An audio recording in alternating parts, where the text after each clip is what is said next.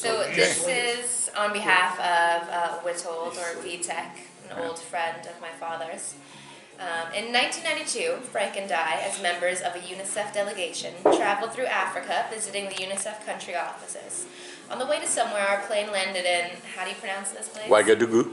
Ouagadougou? Ouagadougou. I cannot believe it. I'm now reading his commentary. I can't believe he just spelled it correctly in the message. The capital of Burkina Faso. Did I pronounce that correctly? That's good enough. Everybody stayed on the plane. Waiting for the start lasted hours, and the boredom was growing. Through the windows, we could see the airport, a sort of one-level shack or shed with the sign Ouagadougou. The airport shed was so small, and the sign stretched out beyond both its sides. And there was another plane, a very big jet, a beauty, richly decorated with symbols of what I suppose was dear to the hearts of Burkina Fasans. A Kalashnikov submarine gun, palm trees, ear and sheath, a sickle, and a cogwheel. And I believe a bicycle, all nicely arranged in a socialist Soviet-type ornament. I do not remember whose idea it was to go out and take a picture, mine or Frank's. However, when we approached the plane, we had only one camera, Frank's. So first, Frank took a picture of me with the plane in the background. We changed the places. Now I was looking at Frank with the plane behind him. I raised the camera and was surprised. I saw on the viewfinder, I saw the plane and Frank, and next to Frank, a colossal armed black gendarme in field fatigues. How picturesque. Lucky, Frank, I thought, and I felt a pinch of envy. Maybe the guy will agree to pose for another picture with me.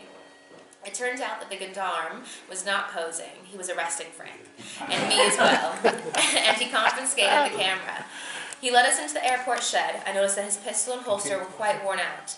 Had to be very busy at this job. Nobody on the plane knew that we exited. Nobody saw us leaving. And the gendarme was talking about the president's plane, espionage, etc. A serious situation. When in the airport office, Frank started negotiating with the gendarme. Am I saying that correctly? Gendarme. A nice surprise, Frank managed to secure our release. Happy to be free, I was ready to run to the safety of our plane, but Frank wasn't done yet. He managed to negotiate out his camera, pull out the film from it, and handed it to the gendarme. Our freedom and the camera. One would think it's more than what we could expect considering the circumstances. But Frank kept going, like Duracell. He came up with the idea that the gendarme would take the film, develop it, review the pictures, keep those pictures that posed a risk to the security of the Burkina Faso, and then send the remaining safe pictures to Frank's address in the USA. You can't be serious, man. I could clearly read the gendarme's face, and I thought the same.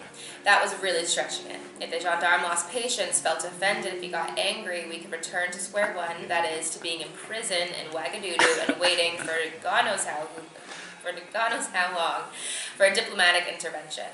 And in that moment, Frank pulls out his ace, $20 American. It's to cover the expenses the gendarme would carry implementing Frank's scenario. The gendarme was looking at the banknote and at Frank, baffled, thinking that was, I must say, a very tense moment. I felt Frank was gambling with my and his freedom, and for pictures, Thank you. Then, what a relief, the gendarme smiled, took the $20, and with Frank's address, and waved us out. At that moment, I didn't believe that Frank would ever receive the pictures, but I did not say anything. He might return and want his $20 back. On our return to the plane, we were welcomed by the fierce fury, of the head of our delegation, who did not know when and how we disappeared from the plane. He was steaming. The head of delegation was almost as colossal as the gendarme, and had a black belt in judo. But he was not that scary. We were not impressed. We were content and very relieved that we were leaving Ouagadougou. Good stuff. That's all true. Yeah. All true. Yeah. So, a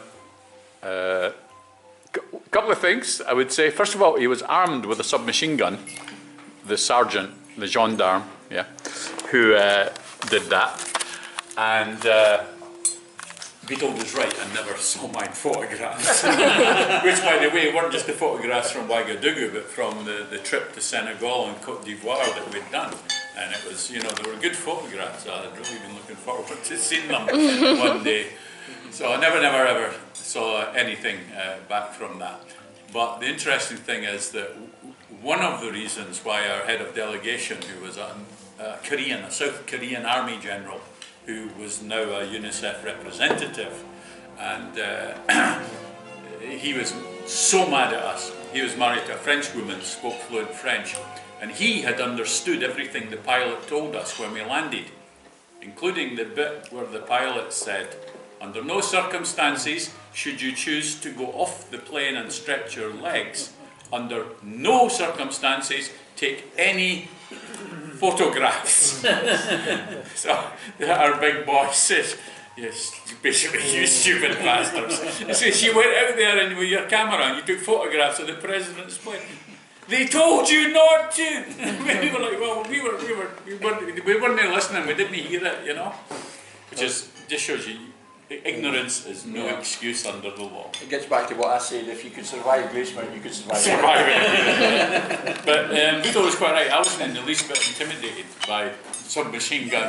And the other thing is the sergeant took us in and actually introduced us to a very intelligent, fluent French-speaking lieutenant.